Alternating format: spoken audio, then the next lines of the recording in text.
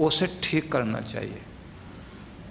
अब तीसरी बात सुनिए, जो ये ओट्स होते हैं, इसका दलिया सर्दियों के दिनों में, दलिया, दूध वाला दलिया, ये जरूर लिया करो।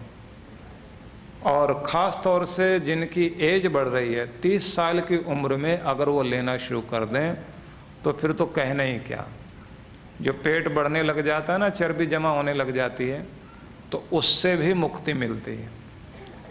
लेकिन सिर्फ मैं ये प्रयोग बताऊं तो कोई, मैं योगासन तो करवाता नहीं हूं तो आपको ये बताऊं, लेकिन बीच बीच में बताना जरूरी है। दूसरी चीज ध्यान रखना, कुछ ना कुछ प्राणायाम करो, गहरे लंबे सांस लेना, इससे डिप्रेशन को तोड़ने में मदद मिलती है। और एक उज्जाई प्राणायाम, गले से श्वास को भरना, लेते ना ऐसे करके श्वास भरते हैं, श्वास ऐसे लेके और फिर जो आपका लेफ्ट नोस्ट्रल है उससे श्वास को धीरे धीरे छोड़ दीजिए। ऐसे जब मेडिटेशन कराएंगे ना, कल शायद नंबर है तो थोड़ा सा बताएंगे। और जिनको ये समस्या रहती है, थायराइड और पैराथायराइड की प्रॉब्लम आती है, उन लोगों को ये प्राणायाम करने के बाद थोड़ा गऊ का घी लेकर या कोई भी अच्छी सी क्रीम या तेल ऐसे ऐसे हल्की हल्की मालिश करते रहें, लंबे गहरे सांस लिया करें, बहुत अच्छी चीज है। और जिनको थायराइड प्रॉब्लम है, कम से कम 1 घंटे की सैर जरूर करें। थायराइड से फिर डिप्रेशन भी शुरू हो जाता है। तो हम कितने भी उत्साह की बातें करते रहें, जब निराशा डिप्रेशन बढ़ने लग जाता है तो उत्साह आ नहीं पाएगा। और अगर आप ये भी ध्यान रखें, जिनको हाई ब्लड प्रेशर रहता है या ट्राइग्लिसराइड वगैरह जिनकी बढ़ गई है, और ऐसे लोग जो नट्स वगैरह ज्यादा ले रहे होते हैं, उन्हें बचना चाहिए, उन्हें नट्स वगैरह कम से कम लें। और ऐसे लोग अगर सैर वगैरह पर, मॉर्निंग वॉक या इवनिंग वॉक पर ज़्यादा ध्यान दें, पसीना शरीर से निकलने दें, तो ज़्यादा जल्दी ठीक होते हैं। और डिप्रेशन की एक कमाल की दवाई और है, जो यहाँ वाले तो शायद ही करें पर इंडिया वाले करते हैं, मतलब इंडिया में रह के करते हैं, वो है अच्छी चिकनी मिट्टी मिले, उसका लेप लगा करके, क्योंकि नेचुरोपैथी वाले तो ये करते ही हैं, उसका लेप जो है वो करके थोड़ी देर और फिर स्नान कर लें, सही मिट्टी का प्रयोग डिप्रेशन को दूर करने में वो भी कमाल की चीज है। और एक ब्रेन एक्सरसाइज, ब्रेन एक्सरसाइज पर जापान वाले बहुत महत्व दे रहे हैं, और आजकल स्कूलों में यहां भी सभी जगह सिखाया जाने लग गया है। वो जो 3 गेंद एक साथ उछालते हैं ना, वो ब्रेन एक्सरसाइज का सबसे बढ़िया तरीका है। लेकिन उससे भी बढ़िया तरीका है प्राणायाम, जो आपको सिखाएंगे, मेडिटेशन और प्राणायाम।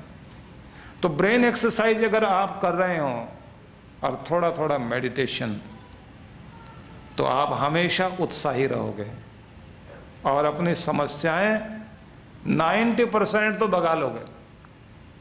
और साथ में मंत्र का सहारा ले लें तो डिप्रेशन को तोड़ लोगे।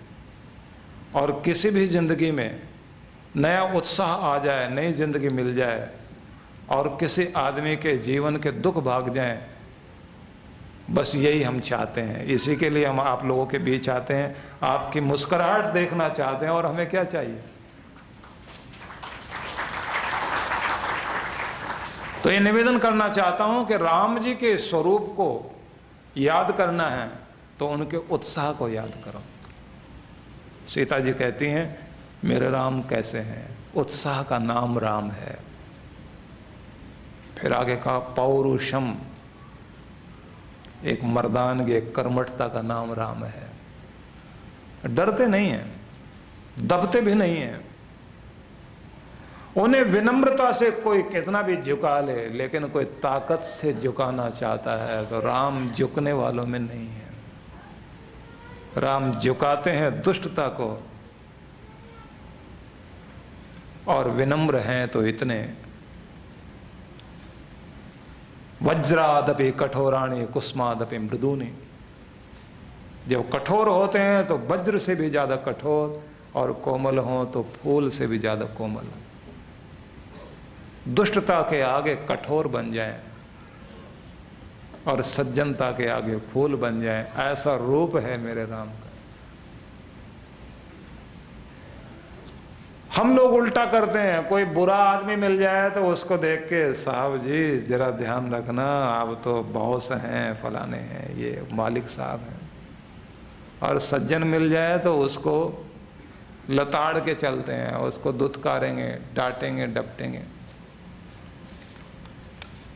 लेकिन राम को मानने वाले व्यक्ति को याद रखना चाहिए, सज्जनता से दबो, सज्जन लोगों का सत्कार करो, उनके आगे डरो, दुष्टता को ललकारो। और इतनी बात तो होनी ही चाहिए, अगर शेर भी दांत दिखाना बंद कर दे तो गीदड़ भी लात मार के जाएगा उसको, याद रखना। गीदड़ जो है वो भी लात मार के जाएगा, क्योंकि अब वो दांत दिखाना भूल गया। और अगर दांत दिखाना आए तो किसी की हिम्मत नहीं कि पास से भी गुजर जाए। तो इतनी तो हिम्मत रखो अपने अंदर कि दुष्टता को ललकार सको, बुराई को दबा सको। बुराई कहीं भी किसी भी रूप में अन्याय होता हो, अत्याचार होता हो, कोई भी किसी को सताता हो, उस समय आपके अंदर की शक्ति जागनी चाहिए। विनम्र रहो, सज्जन रहो, क्योंकि विनम्रता ही सम्मान देगी। विनम्रता मान देती है, श्रद्धा ज्ञान देती है, योग्यता स्थान देती है। याद रखना, योग्यता है तो स्थान मिलेगा, श्रद्धा है तो ज्ञान मिलेगा, और नम्रता है तो मान मिलेगा। नम्र आदमी को ही सम्मान मिलता है। लेकिन दुष्ट आदमी के सामने नम्र बने रहो, वो सम्मान नहीं करेगा। जैसे उसके सामने जूता उठा के खड़े हो जाओ, बहुत हाथ जोड़ता है, आप तो कमाल के अच्छे आदमी, बराबर वाले हो। आप सोचेंगे कि क्या हम सब जगह ऐसे बन सकते हैं, क्या हम भी कीचड़ में उतरें? लेकिन मैं ये कहूंगा, समाज में आप जहां भी रहेंगे सब तरह के लोग मिलेंगे। सज्जन होने का मतलब जो है कमजोर होना नहीं है। सज्जन होने का मतलब ये नहीं है कि कोई भी आपको दुत्कार कर दबाकर चला जाए। राम जी विनम्र हैं लेकिन कायर नहीं है। राम नाम है पौरुष का, मर्दानगी का, कर्मठता का। किसी भी चीज में विनम्रता से दब सकते हैं, क्योंकि राम जी के संबंध में कहा कि प्रात काल उठ के रघुनाथा, मात पिता गुरु ना वही माथा। राम जी उठते हैं सुबह और उठकर अपने बड़ों को, माता पिता गुरु, जो भी पूजनीय चरण हैं, उनको माथा झुकाकर, माथा टेक कर प्रणाम करते हैं। उनका माथा झुक जाता है उनके सामने। तो विनम्रता होनी चाहिए, लेकिन अन्याय का सामना करने की ताकत भी होनी चाहिए। लेकिन दुख को सह लो, पर स्वभाव में मत लाओ। क्रोध को कभी कभी करना पड़े कर लो, लेकिन उसको स्वभाव मत बनाओ। ध्यान रखना, जिनका स्वभाव बन जाता है ना, वो दुख देता है। और घर में एक न एक कोई पति पत्नी में एक थोड़ा सा दबने वाला शांत और एक थोड़ा कठोर, एक गर्म तार एक ठंडा तार, दो होते हैं। तो दोनों एक जैसे रहें तो गड़बड़